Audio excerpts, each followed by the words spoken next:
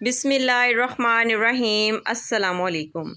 313 بے سر و سامان مومن، ہزاروں کے لشکر کے مقابل، لیکن ساتھ تھا رب العالمین کا وعدہ اور قیادت تھی رحمت العالمین صلی اللہ علیہ وآلہ وسلم کی۔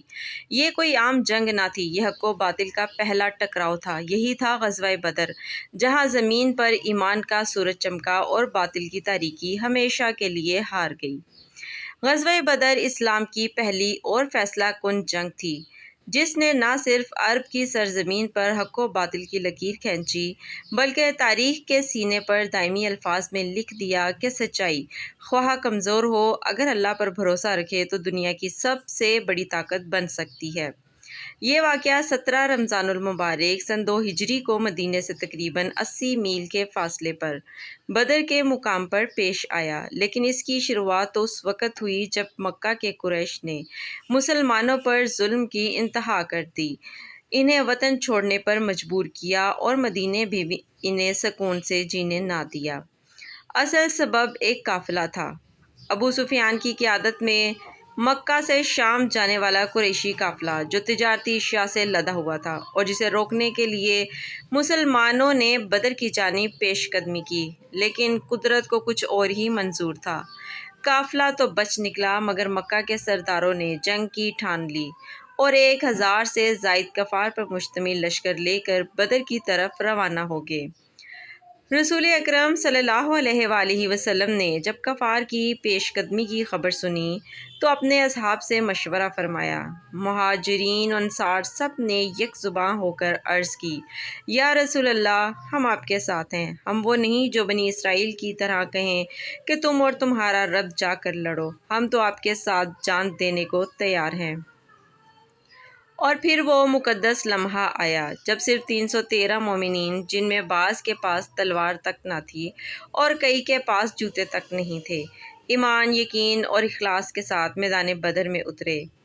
ان کے پاس صرف 2 گھوڑے اور 70 اونٹ تھے، جبکہ دشمن کے پاس 1000 سپاہی، 100 گھوڑے، 600 زرہ بختر اور دنیاوی طاقت کا ہر ہتھیار موجود تھا۔ مگر بدر کی رات آسمانوں پر ہلچل مچ چکی تھی۔ اللہ رب العزت نے اپنے محبوب صلی اللہ علیہ وآلہ وسلم کی دعا پر فرشتے نازل فرمائے۔ قرآن میں سورہ انفال میں اعلان ہوا کہ یقیناً ہم نے تمہاری مدد کی بدر کے دن جب تم کمزور تھے۔ یہ جنگ محض تلواروں کی نہیں تھی، یہ ایمان، سچائی اور توکل کی جنگ تھی۔ رسول اللہ صلی اللہ علیہ وآلہ وسلم نے اس رات سجدوں میں رو رو کر دعا مانگی، یہاں تک کہ چادر کندھوں سے گر گئی، اور حضرت ابو بکر رضی اللہ نے آ کر عرض کیا، یا رسول اللہ، اللہ آپ کی مدد ضرور فرمائے گا۔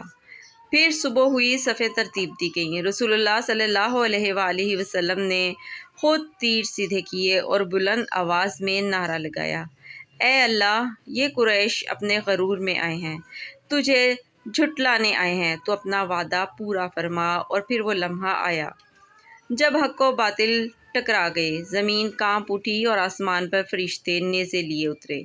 حضرت علی رضی اللہ، حضرت حمزہ رضی اللہ، حضرت عبیدہ جیسے جان بازوں نے کفار کے بڑے بڑے سرداروں کو وصل جہنم کیا۔ ابو جہل جو اسلام کا بدترین دشمن تھا، حضرت عبداللہ بن مسعود رضی اللہ کے ہاتھوں مارا گیا۔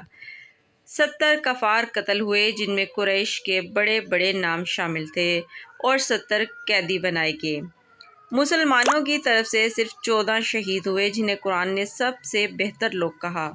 اس فتح کے بعد اسلام کو نئی روح ملی۔ دنیا نے دیکھا کہ اللہ تعالیٰ اپنے بندوں کے ساتھ ہے، اگر نیت خالص ہو اور ایمان سچا ہو۔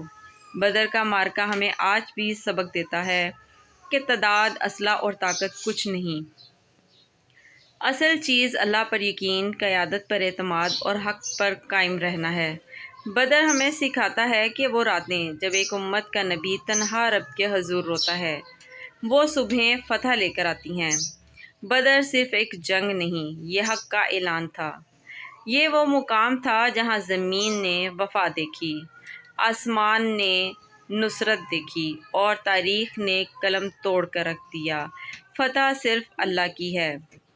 بدر میں نہ صرف کفار کی کمر توڑی گئی، بلکہ دنیا کو پیغام ملا کہ اہل ایمان کو دبایا جا سکتا ہے لیکن مٹایا نہیں جا سکتا۔